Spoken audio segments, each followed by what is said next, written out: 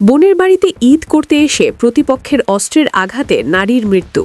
বগুড়ার আদমদিঘিতে বড় বোনের বাড়িতে ঈদ করতে এসে প্রতিপক্ষের ধারালো অস্ত্রের আঘাতে উম্মে হাবিবা উর্মি ৩২ নামে নারীর মৃত্যু হয়েছে।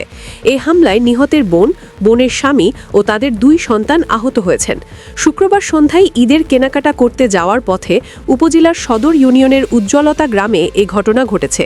শনিবার বিকালে আদমদিঘি থানার ওসি আতাউর রহমান জানান, মরদেহ উদ্ধার করে বগুড়ার শহীদ জিয়াউর রহমান মেডিকেল কলেজ সজিমেক হাসপাতাল মর্গে পাঠানো হয়েছে।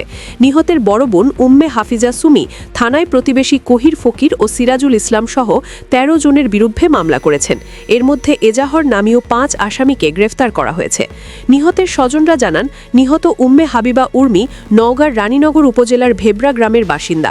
স্বামী পরিত্যক্তা ওই নারী কয়েকদিন আগে ঈদের দাওয়াতে আদমদিঘির উজ্জ্বলতা গ্রামে বোনের বাড়িতে বেড়াতে আসেন।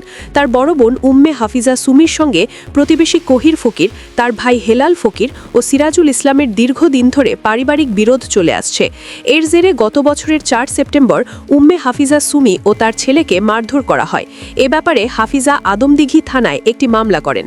বর্তমানে মামলাটি আদালতে বিচারাধীন রয়েছে। এরপর থেকে আসামিরা মামলা তুলে নিতে হাফিজার পরিবারকে প্রাণে নাশের হুমকি দিয়ে আসছিল। শুক্রবার সন্ধ্যার দিকে উম্মে হাফিজা সুমি, উম্মে হাবিবা উর্মি ও অন্যরা ঈদের কেনাকাটা করার জন্য আদমদিঘি উপজেলার সদর মার্কেটে যাচ্ছিলেন। পথিমধ্যে বিভিন্ন দেশীয় অস্ত্রে সজ্জিত আসামিরা তাদের ওপর হামলা করেন। মাথায় কুড়ালের আঘাতে ফয়সাল ইসলাম গুরুতর আহত হন। তার স্ত্রী হাফিজা, মেয়ে নুসরাত, ছেলে ফারসিদ ও ছোট বোন উম্মে হাবিবা উর্মিকে এগিয়ে এলে আসামিরা তাদের এলো পাথাড়ি কোপাতে শুরু করেন। প্রাণ বাঁচাতে নুসরাত ও উর্মি স্থানীয় শফিকুল ইসলামের বাড়িতে আশ্রয় নেন। সেখানে ঢুকেও তাদের ওপর হামলা চালানো হয়। এতে মাথা ও শরীরে ধারালো অস্ত্রের গুরুতর আহত হন উম্মে হাবিবা উর্মি। তাকে উদ্ধার করে হাসপাতালে নেওয়ার পথে তিনি মারা যান। হাফিজার স্বামী ফয়সাল ইসলামকে বগুড়ার সজিমেক হাসপাতালে ভর্তি করা হয়েছে।